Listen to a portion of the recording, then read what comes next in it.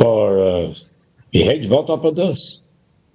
Ata e kanë në favor. Kjo është e vërteta e kësaj gjendje. Këtë e din edhe demokratët e iluminuar, po s'kanë që të bëjnë. Po Saliu vetë, rikot, asgjës do fitoj. Asgjës do fitoj sepse çështjen e tij penale e ka Spaku. Është në grata në Amerikë, por dëmton të djathtën dhe sidomos Partinë Demokratike. Avokat, ju me të drejtë e thatë këtë në 11 zgjedhje parlamentare mbas rrëzimit të komunizmit, 7 kanë fituar të majtët dhe 4 të djathtët. Çfarë do me thënie ka kjo për ju? Mirë, analitika e re që më erdhi mua para disa vjetëve, edhe që qëndron dhe sot, është se sipas studimit perëndimit, të analitikës perëndimore, shoqëria shqiptare është e majtë. Në fakt, është e majtë. Dhe kjo po rezulton e vërtet. Është e majtë. Kurse Partia Socialiste është partia më e fortë e majtë. Kanë dalë dhe 2 të tjera, por nuk kanë mundur ta sfumojnë ose ta dobësojnë. Po e djatha ç'do bëj? E djatën të thashë e dëmton Partinë Demokratike, e dëmton figura e Saliut që nuk ka vlerë më në personale, flas, as në Perëndim, as në Shqipëri. Shohim, por ai e ka të pushtuar Partinë Demokratike dhe nuk kupton që asgjë nuk fiton, por vetëm prish punë PD-s. Si ka mundësi, avokat, që sa herë që dalin disa zëra kundër zotit Berisha në Partinë Demokratike, del një grup tjetër më i madh që i mbyt këto zëra, dhe kjo vazhdon, përsëritet. Janë interesa, nuk janë logjik. Ata që thonë të vërtetën dhe bëjnë analizën, nuk kanë lidhje me kohën e mbrapsht të Partisë Demokratike, kurse këta janë ata, fluksi që ka përfituar, që ka hyrë në korrupsione, ata janë. Ai është fluksi Saliut. Ai e ndërtoi, ai e pasuroi, dhe tani ecin duke shpenzuar parat që kanë marrë. Por nuk kanë vota. Kjo është thëmbra e Akilit. Avokat, jeni dakord me... Nuk kanë vota. Po, jeni dakord me zotin Topi, i cili thotë që Partia Demokratike ka mbaruar misionin e saj dhe s'ka më çfarë jep në politikën shqiptare? Partitë e mëdha nuk e mbarojnë misionin asnjëherë. Dëgjoni t'ju them një gjë, që është e filozofisë politike. Po? Politika perëndimore, edhe kjo shqiptarja, se andej ka dalë, është bipolare. Gjithë partitë e tjera që dalin në kot. Është bipolare. E keni parë çfarë ka ndodhur në Shqipëri, del një parti, edhe e majtë, që është nuk fiton dot, se është bipolare, është dypolare. Po doja PS-ja janë. Pyetja që bëj unë, nga ka dalë kjo në Angli, ka shikojnë në 2 janë në Angli, pastaj në gjithë perëndimin prap 2 janë. Ka bërë përjashtim Italia, po ka rënë në krizë. Edhe ajo do shkojë te karakteri bipolar. Është një majt, një djathtë, nuk diskutohet. Pse është krijuar një majt dhe një djathtë? Po? Të majtën e nxorën socialistët dhe komunistët, që dolën nga marksizmi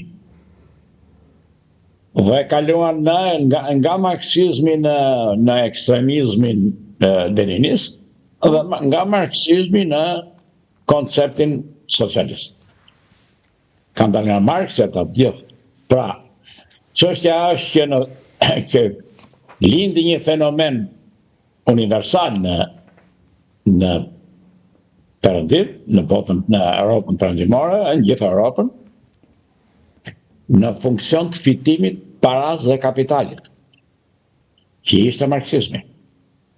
Dhe ajo doli si teori që analizoj kapitalin, ju e dini, vepra më e madhe e tij është kapitali e Marksit. Pra, dhe analiza e kapitalit është e saktë. Por këta e shfrytzuan dhe krijuan nocionin e shfrytëzimit. Mbi vlerën ai analizoi në funksion të tregut Marksi, ose dhe marksizmi klasik. Kurse komunizmi mbi vlerën e këtij vjedhje. Dhe me anë të kësaj kërkoi të krijonte një barazi të re për të mos u zgjatur. Dhe nuk e realizoi dot, dështoi. Dhe sot janë prapë social-demokratët edhe të djatët. Okej, avokat, dakord me këtë, po 4 mandate në opozit, çfarë sillin për Partinë Demokratike, se kjo është një dërmim i madh? Po kjo t'ja bëhet pse? Se është dërmuar. Unë ja u fash. Saliu. Mos të sigurisht. Ka ndodhur kjo në historinë politike. Po ata kanë qenë lider perëndimor, nuk kanë ardhur nga Anadolli. Nuk kishin ardhur nga Anadolli, ata e kuptonin dhe të rikeshin. Shpëtonin partinë. Ky tani është në një situatë të tillë se është në proces penal. Është në ngrata në Amerikë. Dhe gjithë shpresa tia i konvergon në një pikë. Cila është pika? Tjetë kryetari partisë dytë në Shqipëri, Partisë Demokratike. Po e realizon dot shpëtimin? Ajo është çështje gjyqi. Ai do shkojë në gjyq. Si e parashikoni ju? Nuk di, unë si kam parë provat, nuk di të flas pa prova. Të shikojmë, por ama kemi këtë analitik. Po? Në qoftë se merr pafajësinë, natyrisht që krijon një vlerë të fortë majtas. Në qoftë se fajsohet dhe dënohet, ikën nga politika. Kjo është plus minusi. Të shohim si do dali. Po në kambin tjetër, 4 mandate, avokat, ky super pushtet dhe me 83 mandate, çfarë do me thënie ka për ju? Si e parashikoni ju që do ta menaxhojë Edi Rama Partinë Socialiste në 4 vitet e ardhshme? Ashtu se kurse e ka menaxhuar në 12 vjet. Atë kanë ata. Kryetari i Partisë Socialiste, edhe në qoftë se ka qenë i djathtë si Rama, se Rama e ka filluar karrierën nga arti, ishte i djathtë, po fute në gravitacionin e socialistëve, po? Atje je brenda natyrës tyre, nuk del dot. Rama i është nënshtruar, ka karizmën e tij në politikë, po tani ka krijuar fluksin e tij. Se nuk është aq e thjeshtë. Tani ka marrë fluksin e tij në elitën zgjedhore të Partisë Socialiste. Nuk pyet, ka kongresin, ka edhe këtë plenumin që i thoshin komunistët. Të lutem, i ka të dyja. Atëherë çfarë? Nuk i ka marrë me dhunë, i ka marrë me aftësi, të jemi realist. Por e ka pyetja që bëhet është kjo, e ka iluminuar më tej Partinë Socialiste apo e ka lënë në vend siç ka qenë? Për mendimin tim, e ka lënë në vend siç ka qenë. Por ajo duke mbetur në vend siç ka qenë, është prapë fituese. Pse? Është ajo që u thash pak më parë. Nuk ka të djathtë. Dhe janë të familje. Po? Ishte nonsens, alogjik, që një komunist ekstremist të drejtonte të drejtonte të djathtën liberale në Shqipëri. Kjo i ndodhi Shqipërisë. Saliu. Dhe shiko si e vuan, gjithë krizën e djathtës e krijon ai. Le të thonë ata që patos fitojmë, patos bëjmë, janë o të trembur o të blerë. O të trembur o të blerë. Po. Po ka dhe frikën atje, shumica është me frikë atje. Jo me frikë ligjore. Po me heqë privilegjin pra. Ata nuk vindon pushtet. Edhe Saliu e di që nuk vjen pushtet, po ai e shprehu në një vend. Nuk më duhet mua fare partia, tha, kam interesin tim. Cili është interesi ti? Ai që ju thashëm që analizohëm pak më parë.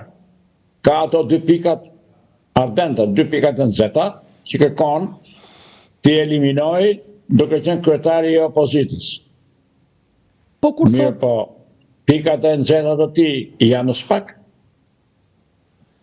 E dini ju, zoti gazetar, se kush e drejton SPAK-un? Nuk e drejton shqiptarët. Amerikanë. I shkojnë atje. Atje i keni ekspertët, i shikojnë, edhe pagesën ata e bëjnë. Është shtrenjtë, kanë rogatarë ata. Edhe prokurorët edhe gjyqtarët. Shumë e vërtetë. Ata na i kanë marrë për sipër të na ndërtojnë pushtetin gjyqësor dhe kanë bërë pak.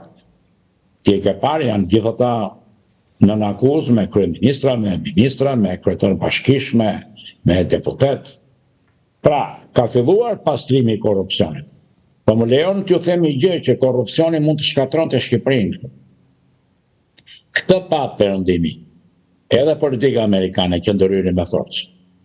Se nuk u interesonte të shpërbëj Shqipëria në një kohë që ishin 2 shtete shqiptare. Se ne mund të shpërbëheshim? Dhe shtetin e 2 shqiptar, domethënë Kosovën, ata e nxorën. Po patjetër. Atëherë pyetja bëhet, pse janë kaq të interesuar për këtë pikë ose këtë rrafsh historik, gjeografik? Sepse konflikti me Rusinë, në konfliktin me Rusinë, Po? Amerika ka domosdoshmëri botën shqiptare në Ballkanin Perëndimor. Sa e mori të gjithën, shikoni me vëmendje, kur e mori të gjithë botën shqiptare në Ballkanin Perëndimor, të 2 shtetet, dhe për kërkon të merrte edhe Çamërin, se ka marrë dhe gjysmën e Maqedonisë Veriut. Po? Pra, kur ata e panë që ky po e merrte botën shqiptare në Ballkanin Perëndimor, u troq. E keni parë që u troq politika ruse? Është në mënë të reqi. Pa, kundër nesh. 4 shtete me shqiptar, domethënë. Urdhë? 4 shtete me shqiptar. Nuk dëgjova. Shqiptarët në 4 shtete, domethënë jeni duke thënë. Po, në shqiptarët janë në 4 shtete. E din ata ato që? Po, a do t'i marrin të 4? 2 i kanë. 2 i kanë. Gjithë pikpyetja është, ja t'ju them. E mbani mend që shkoi Rama foli për Çamërin? Po? Para një viti, një vit e gjysmë? Po, me diasporë. Se partia e çoi, interesi Partisë Socialiste ishte, Washingtoni e çoi diskutorin. Pse? Sepse historia ka një rregull të brendshëm për territoret që janë shkëputur nga shteti am, dhe që e kanë ruajtur gjuhën dhe nuk janë asimiluar. Ne të gjithë kufitarët tanë nuk i asimiluan dot slavët. Slavët asimiluan vetëm,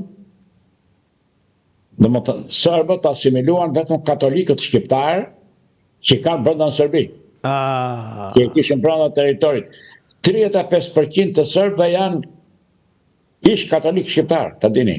Ata 35%.